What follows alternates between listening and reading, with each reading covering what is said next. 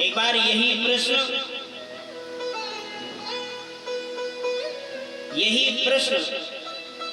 महाराज बीरबल से किया था बादशाह। अरे भैया, तुम्हारे भगवान के पास सेवक नहीं है क्या? हमारे धर्म में तो जब जब कोई दिक्कत होती है, हमारे जो भगवान हैं, हमारे जो अल्लाह हैं, वो किसी ना किसी सेवक को भेज देते हैं और एकदम सब कुछ ठीक हो जाता है।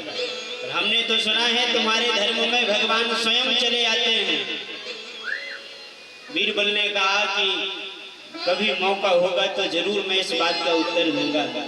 और एक दिन नौका विहार करने के लिए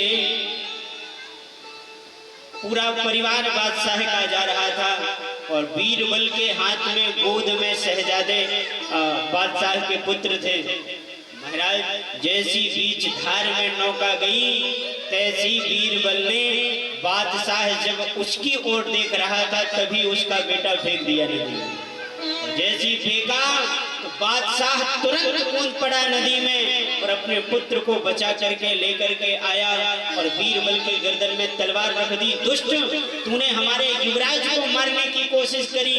बीरबल ने कहा, साहब आपके प्रश्न का उत्तर है। क्यों? ये कैसे प्रश्न का उत्तर है? आप कहते थे ना कि हमारे अल्लाह खुद नहीं आते।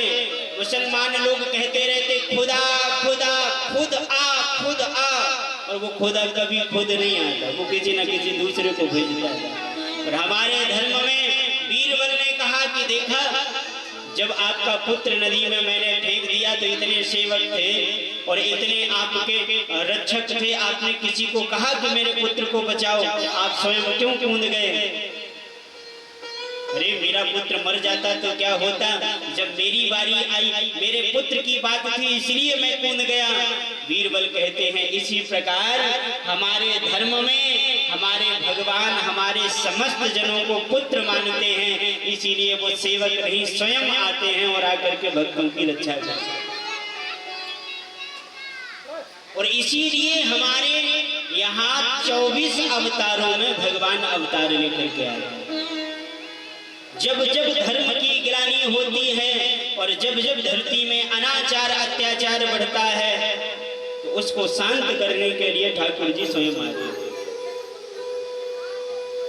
ये भी प्रमुख कारण है।